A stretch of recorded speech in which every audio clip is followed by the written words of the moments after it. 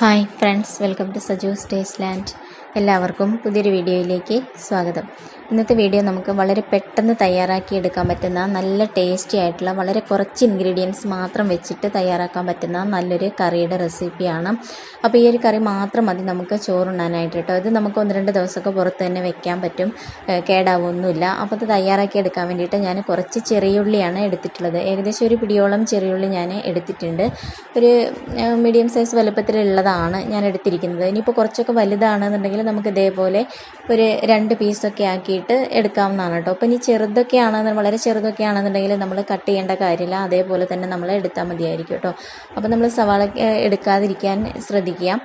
ചെറിയ ഉള്ളിയിൽ ചെയ്യുമ്പോഴാണ് കൂടുതൽ ടേസ്റ്റി ആയിട്ട് നമുക്ക് കിട്ടണം കേട്ടോ. അപ്പോൾ ചെറിയ ഉള്ളിയൊക്കെ പെട്ടെന്ന് ക്ലീൻ ആക്കുന്നതിനുള്ള ടിപ്സൊക്കെ ഉള്ള ഒരു വീഡിയോ ഞാൻ ഇതിന് മുമ്പ് ചെയ്തിട്ടുണ്ട്. അപ്പോൾ അത് കാണാൻ ആഗ്രഹമുള്ളവർക്ക് കാണാം കേട്ടോ. ഇനിയിപ്പോൾ ഞാൻ കുറച്ച് വെളുത്തുള്ളി കൂടി എടുത്തിട്ടുണ്ട്. അത് ഒരു 5-8 അല്ലി വെളുത്തുള്ളിയാണ് ഞാൻ എടുത്തിരിക്കുന്നത്. അതും വലുതൊക്കെ ആണെന്നുണ്ടെങ്കിൽ ഇതേപോലെ ഒരു 4-5 പീസൊക്കെ ആക്കിയിട്ട് എടുക്കുക. ചെറുതൊക്കെ ആണെന്നുണ്ടെങ്കിൽ ഒരു 2-3 പീസൊക്കെ ആക്കിയിട്ട് അങ്ങനെയും എടുക്കാവുന്നതാണ് കേട്ടോ. ചതച്ചെടുക്കണ്ട, നമ്മൾ ഇതേപോലെ ജസ്റ്റ് ഒന്ന് കീറിയിട്ട് എടുത്താൽ മാത്രം മതിയായിരിക്കും കേട്ടോ. ഇനി നമുക്ക് ആവശ്യമായിട്ടുള്ളത് ചെറിയൊരു കഷ്ണം ഇഞ്ചിയുടെ പീസാണ്. വളരെ ചെറിയൊരു കഷ്ണം മാത്രം മതി, നമുക്ക് ഒരുപാടൊന്നും വേണ്ട. ഇതേപോലെ നമുക്ക് വളരെ കനം കുറച്ചിട്ട് അരിഞ്ഞെടുക്കുകയാണ് വേണ്ടത് കേട്ടോ. വളരെ ചെറുതായിട്ട് ഇങ്ങനെ കുനുകുന എന്നുള്ള രീതിയിൽ നമുക്ക് അരിഞ്ഞെടുക്കാവുന്നതാണ്. ഇനിയിപ്പോൾ ഇത് ഒരുപാട് കട്ടിയിൽ ഉണ്ടാവരുതെന്ന് മാത്രമേ ഉള്ളൂ. അതേപോലെ തന്നെ നമ്മൾ ചതച്ചെടുക്കാനും പാടില്ല കേട്ടോ. ഈ രീതിയിൽ നമുക്ക് എടുത്തിട്ട് ഇതുകൂടി അവിടെ നിന്ന് മാറ്റി വയ്ക്കാം. ഇനി നമുക്ക് നമ്മുടെ കറി എങ്ങനെയാണ് തയ്യാറാക്കണതെന്ന് നോക്കാം. അപ്പോൾ അതിന് വേണ്ടിയിട്ട് ഇനി നമുക്ക് ആവശ്യമായിട്ടുള്ളത് കുറച്ച് പുളിയാണ്. അപ്പോൾ ഒരു നെല്ലിക്ക വലുപ്പത്തിൽ ഉള്ളൊരു പുളി ഞാൻ എടുത്തിട്ടുണ്ട്. നമുക്ക് എത്രത്തോളം വേണം അതിനനുസരിച്ച് വേണം നമ്മൾ എടുക്കാൻ വേണ്ടിയിട്ട്, ഒരു പുളിയുടെ ടേസ്റ്റ് കിട്ടാൻ വേണ്ടിയിട്ട്. ഇനി ഇപ്പോൾ ഇത് നമുക്ക് കുറച്ചൊരു ചൂടുവെള്ളത്തിൽ നമ്മൾ ഇത് ഇട്ട് വെക്കുകയാണെന്നുണ്ടെങ്കിൽ നമുക്ക് പെട്ടെന്ന് തന്നെ അത് കുതിർന്ന് കിട്ടുന്നതായിരിക്കും കേട്ടോ. ഇനി നമുക്ക് തയ്യാറാക്കി തുടങ്ങാം. അപ്പോൾ അതിന് വേണ്ടിയിട്ട് ഞാനൊരു പാനിലേക്ക് കുറച്ച് വെളിച്ചെണ്ണയാണ് ഒഴിച്ചു കൊടുത്തിരിക്കുന്നത്. എന്നിട്ട് 1 ടീസ്പൂണ് കടുക് പൊട്ടിച്ചെടുക്കുന്നുണ്ട്. കടുകൊക്കെ നന്നായിട്ട് പൊട്ടി വന്നതിന് ശേഷം നമുക്ക് 1 ടീസ്പൂൺ അളവിൽ തന്നെ നമുക്ക് ഉലുവ കൂടി ഇതിലേക്ക് ചേർത്ത് കൊടുക്കണം കേട്ടോ. അപ്പോൾ ഈ ഉലുവയും നന്നായിട്ടൊന്ന് പൊട്ടിയിട്ട് വരണം. ജസ്റ്റ് ഒന്ന് കളറ് മാറിയിട്ട് വരുമ്പോൾ നമ്മൾ എടുത്തു വെച്ചിരിക്കുന്ന നമ്മുടെ ഉള്ളി നമുക്കിതിലേക്ക് ചേർത്ത് കൊടുക്കണം. അപ്പോൾ നമ്മുടെ ഉലുവയ്ക്ക് ഒരുപാട് അങ്ങോട്ട് ബ്രൗൺ കളറായി പോവാതിരിക്കാനായിട്ട് ശ്രദ്ധിക്കണം കേട്ടോ. അപ്പോൾ ഒരു കയ്പ്പ് ടേസ്റ്റ് ഉണ്ടാവും. എന്നിട്ട് ഉള്ളി ചേർത്തതിന് ശേഷം നമുക്ക് ഇഞ്ചിയും നമ്മുടെ വെളുത്തുള്ളിയും കൂടി ഇതിലേക്ക് ചേർത്ത് കൊടുക്കാം. എന്നിട്ട് 1-2 തണ്ട് കറിവേപ്പില കൂടി നമുക്കിതിലേക്ക് ചേർത്ത് കൊടുക്കണം. എന്നിട്ട് നമുക്കിത് നന്നായിട്ടൊന്ന് വഴറ്റിയെടുക്കണം കേട്ടോ. ഒരു മീഡിയം ഫ്ലെയിമിൽ വെച്ചിട്ട് നമുക്ക് ആദ്യം നന്നായിട്ടൊന്ന് വഴറ്റിയെടുക്കാവുന്നതാണ്. അപ്പോൾ ഉള്ളിയൊക്കെ പെട്ടെന്ന് തന്നെ നമ്മൾ കീറിയൊക്കെ ഇട്ടിട്ടുണ്ട്, അതുകൊണ്ട് ചെറുതുമാണ്, അതുകൊണ്ട് പെട്ടെന്ന് തന്നെ വഴന്ന് കിട്ടുന്നതാണ്. ഇനി ഇതിലേക്ക് ഞാനൊരു 2 പച്ചമുളക് കൂടി നെടുക്കെ കീറിയിട്ട് ഇട്ട് കൊടുക്കുന്നുണ്ട് കേട്ടോ.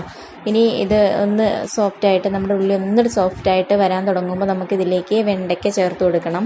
അപ്പോൾ ഞാനൊരു 3-4 വെണ്ടയ്ക്കയാണ് ഞാൻ എടുത്തിട്ടുള്ളത് കേട്ടോ. അപ്പോൾ ഈ ഒരു വലുപ്പത്തിലാണ് ഞാൻ എടുത്തിരിക്കുന്നത്. ഇതുകൂടി നമുക്കിതിലേക്ക് ചേർത്ത് കൊടുക്കാം. അതിനുശേഷം നമുക്ക് ആവശ്യമായിട്ടുള്ളത് മുരിങ്ങാക്കായാണ്. അപ്പോൾ മുരിങ്ങാക്കായ ഞാൻ 1-2 എടുത്തിട്ടുണ്ട്. അത് ഈ ഒരു വലുപ്പത്തിൽ ഫ്രഷാക്കി എടുത്തിരിക്കുന്നതാണ്. അതുകൂടി നമുക്കിതിലേക്ക് ചേർത്തിട്ട് ഒന്നുകൂടി നന്നായിട്ടൊന്ന് വഴറ്റിയെടുക്കണം. അപ്പോൾ നമുക്കറിയാമല്ലോ വെണ്ടയ്ക്കൊക്കെ ഒരു വഴുവഴുപ്പൊക്കെ ഉള്ളതാണ്. അപ്പോൾ അത് മാറാൻ വേണ്ടിയിട്ട് നമ്മുടെ കറിക്ക് നല്ലൊരു പെർഫെക്റ്റ് ആയിട്ടുള്ള രീതിയിൽ കിട്ടാൻ വേണ്ടിയിട്ടൊക്കെയാണ് നമ്മൾ വെണ്ടയ്ക്ക ഒന്നുകൂടി ഒന്ന് വഴറ്റിയിട്ടൊക്കെ എടുക്കുന്നത് കേട്ടോ. ഇനി നമുക്കിത് ഒരല്പസമയം മാത്രം ഒന്ന് അടച്ചു വെച്ചിട്ട് നന്നായിട്ടൊന്ന് വഴറ്റിയെടുക്കണം. അപ്പോൾ അതാ വെണ്ടയ്ക്കൊക്കെ നന്നായിട്ട് വഴന്ന് റെഡിയായിട്ട് വന്നിട്ടുണ്ട്, കുറച്ചൊന്ന് സോഫ്റ്റായിട്ട് വന്നിട്ടുണ്ട് കേട്ടോ. അപ്പോൾ ഇടയ്ക്കൊക്കെ ഒന്ന് ഇളക്കി കൊടുക്കാനായിട്ട് ശ്രദ്ധിക്കണേ. അപ്പോൾ മുരിങ്ങാക്കായൊക്കെ കേടാവാതെ സൂക്ഷിക്കാനുള്ള ടിപ്പൊക്കെ നമ്മുടെ ചാനലിൽ ഇതിന് മുമ്പ് ഞാൻ അപ്ലോഡ് ചെയ്തിട്ടുള്ളതാണ് കേട്ടോ. അപ്പോൾ അതറിയാൻ ആഗ്രഹമുള്ളവർക്ക് നമ്മുടെ ചാനലിൽ കയറിയിട്ട് അതൊക്കെ ഒന്ന് കണ്ടു നോക്കാവുന്നതാണ്. ഇനി നമുക്ക് ആവശ്യമായിട്ടുള്ളത് മല്ലിപ്പൊടിയാണ്. അപ്പോൾ ഞാൻ മല്ലിപ്പൊടി ഒരു 2 ടേബിൾ സ്പൂൺ അളവിൽ, 3 ടേബിൾ സ്പൂൺ അളവിൽ എടുക്കുന്നുണ്ട്. അതുപോലെ തന്നെ നമുക്ക് മുളക് പൊടി ഇതിലേക്ക് ആഡ് ചെയ്ത് കൊടുക്കണം. അപ്പോൾ നമ്മുടെ എരിവിനനുസരിച്ച്, ഇപ്പോൾ കാശ്മീരി മുളകൊക്കെയാണ് എടുക്കണമെന്നുണ്ടെങ്കിൽ നമുക്ക് കുറച്ച് മാത്രം ചേർത്ത് കൊടുത്താൽ മതിയായിരിക്കും കേട്ടോ. അപ്പോൾ ഞാൻ നമ്മുടെ വീട്ടിൽ തന്നെ ഉണക്കി പൊടിപ്പിച്ചിട്ടുള്ള മുളക് പൊടിയാണ് എടുക്കുന്നത്. 2 ടേബിൾ സ്പൂൺ അളവിൽ ഞാൻ എടുത്തിട്ടുണ്ട്. അത്യാവശ്യം എരിവുള്ളതാണ്. ഇനി നമുക്ക് ആവശ്യമായിട്ടുള്ളത് കുറച്ച് മഞ്ഞൾപ്പൊടിയാണ് കേട്ടോ. ഒരു 1/4 ടീസ്പൂൺ അളവിൽ മഞ്ഞൾപ്പൊടി കൂടി ചേർത്ത് കൊടുക്കാം. അപ്പോൾ ഞാനിത് ഈ വെജിറ്റബിൾസൊക്കെ കുറച്ച് അങ്ങോട്ട് സൈഡിലേക്ക് മാറ്റി വെച്ചിട്ടാണ് ഈ ഒരു പൊടിയൊക്കെ ഇതിലേക്ക് ആഡ് ചെയ്ത് കൊടുത്തിരിക്കുന്നത്.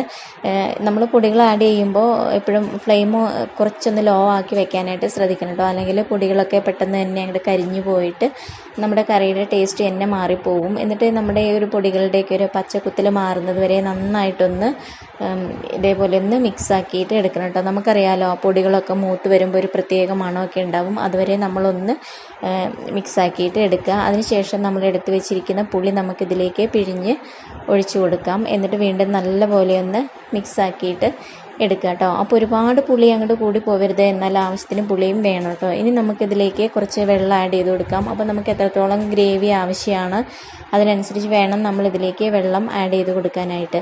അപ്പോൾ നല്ലൊരു ടേസ്റ്റിലാണ്. നമ്മളിതിലേക്ക് പ്രത്യേകിച്ച് തേങ്ങയൊന്നും അരച്ച് ചേർക്കുന്നില്ല. ഇനി നമുക്കിതിലേക്ക് ആവശ്യത്തിനുള്ള ഉപ്പ് കൂടി ചേർത്ത് കൊടുക്കണം കേട്ടോ. അപ്പോൾ കുറച്ചധികം ഉപ്പ് തന്നെ ഇതിലേക്ക് ആവശ്യമായിട്ടുണ്ട്. നമ്മൾ പുളിയൊക്കെ ചേർത്തിരിക്കുന്നതാണ്. എന്നിട്ട് നമുക്കിത് നല്ലപോലെ ഒന്ന് മിക്സ് ചെയ്ത് കൊടുക്കാം. ഇനി നമുക്കിത് നല്ലപോലെ ഒന്ന് തിളപ്പിച്ച് നമ്മുടെ ആ ഒരു പൊടികളൊക്കെ നമ്മുടെ കറികളിലേക്ക് നന്നായിട്ട് തന്നെ ഒന്ന് കഷ്ണത്തിലേക്കൊക്കെ ഒന്ന് പിടിക്കാൻ വേണ്ടിയിട്ട് കുറച്ച് സമയം തന്നെ ഒന്ന് തിളപ്പിച്ചെടുക്കണം. അപ്പോൾ അതൊരു ലോ ഫ്ലെയിമിൽ വെച്ചിട്ട് നമ്മൾ തിളപ്പിച്ചെടുക്കുന്നതാണ് നല്ലത്. അപ്പോഴാണ് നമ്മുടെ ഈ ഒരു ഗ്രേവിയൊക്കെ നല്ലൊരു പെർഫെക്റ്റ് ആയിട്ടുള്ള രീതിയിൽ വരുള്ളൂ. കുറച്ചൊന്ന് തിക്കായിട്ടുള്ള രീതിയിൽ ഒക്കെ വരുള്ളൂ കേട്ടോ. അപ്പം ഹൈ ഫ്ലെയിമിലിട്ട് നമ്മൾ ചെയ്യുമ്പോൾ ആ ഒരു കറിക്ക് അത്രയ്ക്ക് നമ്മളെ കറിക്ക് നല്ല പെർഫെക്റ്റ് ആയിട്ടുള്ള ടേസ്റ്റ് കിട്ടില്ല. മാത്രമല്ല നമ്മുടെ കഷ്ണങ്ങളിലേക്കൊക്കെ ആ ഒരു എരിവും പുളിയും കാര്യങ്ങളൊക്കെ തന്നെ നമുക്ക് പിടിക്കേണ്ടതായിട്ടുണ്ട് കേട്ടോ. ഇനി കുറച്ച് സമയം ഒന്ന് മൂടി വെച്ചിട്ട് നമ്മുടെ മുരിങ്ങക്കായൊക്കെ ഒന്ന് നല്ലപോലെ ഒന്ന് വെന്ത് വരുന്നത് വരെ നമുക്ക് വെയിറ്റ് ചെയ്യാം. അപ്പോൾ അതാ ഗ്രേവിയൊക്കെ അത്യാവശ്യം നല്ല രീതിയിൽ തന്നെ കുറുകി വന്നിട്ടുണ്ട്. നമ്മുടെ ഉള്ളിയും മുരിങ്ങക്കായും വെണ്ടയ്ക്കൊക്കെ നന്നായിട്ട് വെന്ത് വന്നിട്ടുണ്ട് കേട്ടോ. ഒരു പ്രത്യേക മണവും ടേസ്റ്റും ഒക്കെ ഉള്ള ഒരു കറിയാണിത്. വളരെ പെട്ടെന്ന് തയ്യാറാക്കിയെടുക്കാൻ പറ്റുന്നതാണ്.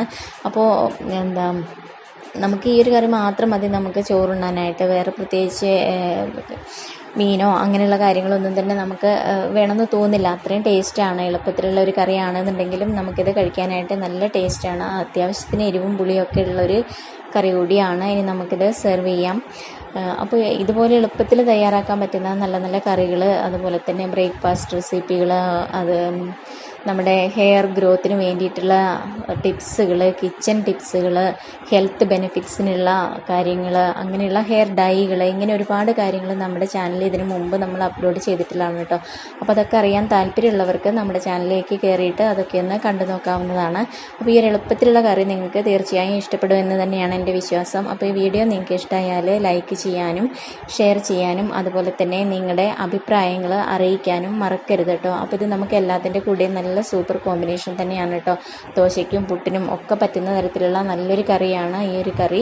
അപ്പോൾ ചാനൽ ഇതുവരെ സബ്സ്ക്രൈബ് ചെയ്യാതെ കാണുന്നവരുണ്ടെന്നുണ്ടെങ്കിൽ ചാനലൊന്ന് സബ്സ്ക്രൈബ് ചെയ്ത് വെച്ചോളൂ. തൊട്ടടുത്തുള്ള കുഞ്ഞു ബെല്ല് കൂടി ഒന്ന് എനേബിൾ ചെയ്യണേ. അപ്പോൾ ഞാനിടുന്ന എല്ലാ വീഡിയോസും നിങ്ങൾക്ക് അപ്പം തന്നെ നിങ്ങളുടെ ഫോണിലേക്ക് കിട്ടുന്നതായിരിക്കും. ഇനി പുതിയൊരു വീഡിയോയിൽ കാണാം. Okay, thank you, by.